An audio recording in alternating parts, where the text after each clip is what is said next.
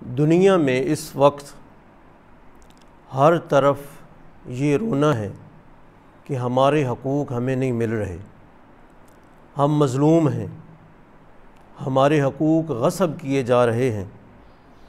مختلف افراد، تنظیمیں اس بات کا واویلا کر رہی ہیں کہ ہم مظلوم ہیں۔ یقیناً کچھ افراد، کچھ اقوام مظلوم ہیں یا ہوں گے، لیکن سب سے مظلوم اس وقت اسلام ہے۔ اسلام سے بڑا مظلوم کوئی نہیں۔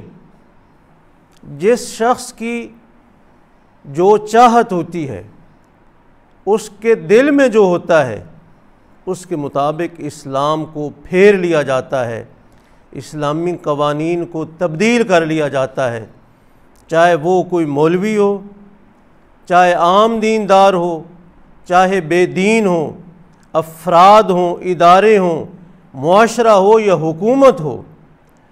جو بھی اسلام کو اپنی منشا اور مرضی کے خلاف پاتا ہے، وہ اسلام کو اور اسلامی قوانین کو تبدیل کر لیتا ہے۔ اس لیے میں نے عرض کیا ہے کہ اس وقت سب سے زیادہ، سب سے بڑا مظلوم کائنات میں اگر کوئی ہے تو وہ اسلام ہے، اور باقی مظلوموں کے لیے آواز اٹھانے والے ہیں۔ اسلام ایسا مظلوم ہے، اس کے لیے تو آواز اٹھانے والے بھی شاید چند ہوں گے۔ آپ کو معلوم ہے کہ عدت کے دوران نکاح نہیں ہوتا۔ اگر عدت کے دوران کوئی شخص نکاح کر لے تو شریعت کہتی ہے کہ یہ نکاح باطل ہے، اور ان میاں بیوی کے درمیان جدائی اور تفریق کروانا واجب ہے۔ اسلامی جمہوریہ پاکستان میں مسلمان علاقوں میں مسلمان مرد اور عورت عدت کے اندر نکاح کر رہے ہیں اور معاشرے کی رضامندی سے کر رہے ہیں۔ کتنے افسوس کی بات ہے، 3 طلاقوں کے بعد لوگ آپس میں رہ رہے ہیں، میاں بیوی بن کر رہ رہے ہیں۔ سود کھانے والا حرام خور مسجد کی پہلی صف میں بیٹھ کر اپنے آپ کو اسلام کا چیمپئن ثابت کرتا ہے اور سود کے جواز پر دلائل دیتا ہے۔ 3 طلاقوں کے ایک ہونے پر دلائل دیے جاتے ہیں۔ کیا یہ اسلام کی مظلومیت نہیں ہے کہ اسلام کے واضح احکامات کی خلاف ورزی کے باوجود معاشرے میں ان کے خلاف آواز اٹھانے والا کوئی نہیں، اسلام کی حقانیت اور اسلام کی حمایت میں بولنے والا کوئی نہیں، سوائے چند مردان حق کے؟ ان کی آواز کو بھی دبانے کی کوشش کی جاتی ہے۔ پچھلے دنوں میں مجھ سے کچھ لوگوں نے رابطہ کیا کہ مفتی صاحب، ہمارے علاقے میں ایک شخص نے اپنی بیوی کو گواہوں کی موجودگی میں 3 طلاقیں دی ہیں۔ چند دنوں کے بعد وہی میاں بغیرت اپنی اسی بیوی سے صلح کرتا ہے، اور گاؤں کی پنچایت 20ویں دن، صرف 20 دن کے بعد اس عورت کا نکاح ایک اور شخص سے کرواتے ہیں، اور اس سے طلاق لے کر دوبارہ 1-2 دنوں کے بعد اسی مرد سے نکاح کروا دیتے ہیں، اور وہ میاں بیوی بن کر رہ رہے ہیں۔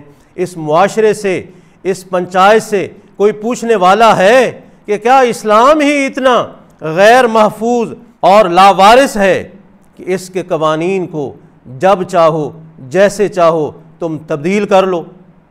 آئین پاکستان تو تبدیل نہ ہو، تمہاری رسم و رواج، تمہاری روایات غلط ہونے کے باوجود تبدیل نہ ہوں، اور اسلام اپنی حقانیت کے باوجود تمہاری مرضی کے تحت تبدیل ہو جائے۔ ظالموں، تم نے مرنا نہیں، تمہیں اللہ کا خوف نہیں ہے، تم نے خدا کو جواب دہ نہیں ہونا۔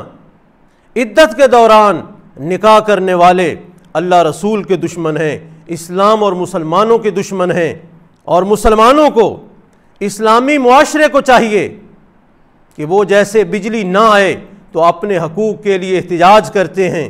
مختلف طبقات اپنی ڈیمانڈز اور اپنی ضرورتوں کے نہ ملنے پر احتجاج کرتے ہیں، ویسے ہی اگر کوئی شخص اسلامی احکامات کی، ان روایات کی جو اللہ رسول کی طرف سے مسلم معاشرے کو عطا ہوئی ہیں، اگر کوئی مخالفت کرتا ہے تو مسلمانوں کو چاہیے کہ اس کے خلاف بھی احتجاج کریں۔ اور علماء کرام سے میری گزارش ہے کہ وہ بھی معاشرے کو شعور عطا کریں، وہ بھی معاشرے کی رہنمائی کریں، اسلامی احکامات کی اہمیت بتلائیں۔ اگر کوئی شخص غلط فہمی کی بنیاد پر یا ضد اور ہٹ دھرمی کی بنیاد پر کسی اسلامی حکم کا مذاق اڑاتا ہے، اس کے خلاف کرتا ہے، تو مناسب سد باب کریں، خاموش نہ بیٹھ جائیں کہ جی ہمیں کیا، ہر ایک نے اپنی قبر میں جا کر جواب دہ ہونا ہے۔ نہیں، ہماری ذمہ داری ہے